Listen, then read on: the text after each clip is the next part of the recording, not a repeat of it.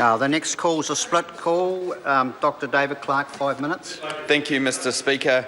I rise for the last time on this bill to speak about a bill of broken promises. We will be opposing this bill. As many of my colleagues have outlined, there are many problems with it. We must say, first and foremost, it would have been much smarter for the government to expose this to public scrutiny. The fact that they've imposed a tax this evening on New Zealanders that will be borne by businesses and by households without allowing the public to have its say is shameful. There's no need for this rush, absolutely no need whatsoever. This obviation of the normal processes is a travesty. And of course we heard Amy Adams, the Minister, in her opening speech say, quote, "The industry will not need to put their prices up or explain to their customers why their bill is changing." And within the hour, we had one of the major telcos saying that they would be putting up their prices as a consequence. And of course we know the reason why this is. It's because in that industry, planning is years ahead. They plan years ahead for infrastructure developments. And so of course they've taken into account the fact that the levy was supposed to run out. Of course they've taken that into account in their planning.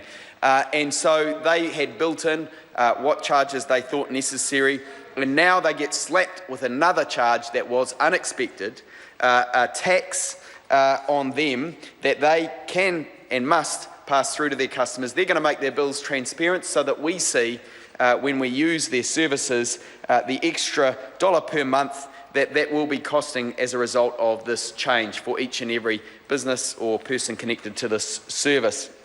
And Mr Speaker, that might not sound much to some people, but to many business people struggling in the regions, that extra $1, it does matter. It does matter. It's a marginal cost, but it is a cost. Every marginal cost matters. And it does become prohibitive for some people. And it's on top of many other costs that this government has put on top of small business. They put a red tape left, right and centre. They seem to have no heart for small business. We've heard plenty of additional taxes, the paperboy tax in the last set of budgets. We've had the additional child support expectations and so on. But coming back to this bill here, Mr Speaker, we've got in the departmental disclosure statement a clear yes to is this in the nature of a tax, and yet we have the Deputy Prime Minister dancing on the head of a pin. Shame he can't land an aircraft on the head of a pin like the last Labour government did 9 times in getting to surplus. But we have him dancing on the head of a pin when his own department says yes, this is a tax. One of three new taxes after this government said it would introduce no new ones before the last election. Internet New Zealand, of course, called for a review, and they said, why don't we look at it and see if this rural broadband money is being spent effectively? There is $300 million being poured into this. It doesn't seem an unreasonable request, but a government that is out of touch might say, no, we won't have a review.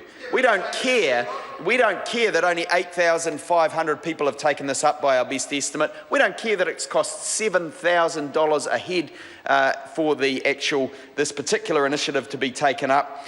Because we are the government, we won the election, and we don't care anymore what the people think. Well, that's a government out of touch, I'm afraid. They're a government out of ideas. Introducing new taxes seems to be the big idea we're facing today. Of course, the reason, of course, we can see that this is being passed under urgency is because they are trying to hide their failure in rural New Zealand. They are embarrassed, at least, for their failures in rural New Zealand. And of course, I've seen in my own electorate the need to go to get a petition. A group has gone to the extent of having a parliamentary petition to get rural broadband. And I encourage others who are experiencing the same difficulties around New Zealand to do the same, to approach their local MPs, to get a petition set up that will be heard by Parliament, because this problem is costing hundreds of millions of dollars and the government is wanting to be unaccountable for spending. This is a government that doesn't care about taxpayer funds, that doesn't care about small business. It is a tragedy, it is a shame, and I hope the next speaker, because I know he is sympathetic to the issues of small business, will take on some of these challenges as well. We've seen a government that's prepared to break its promises on the surplus in the budget, the biggest promise of all. It was its central election campaign promise, and it has broken it.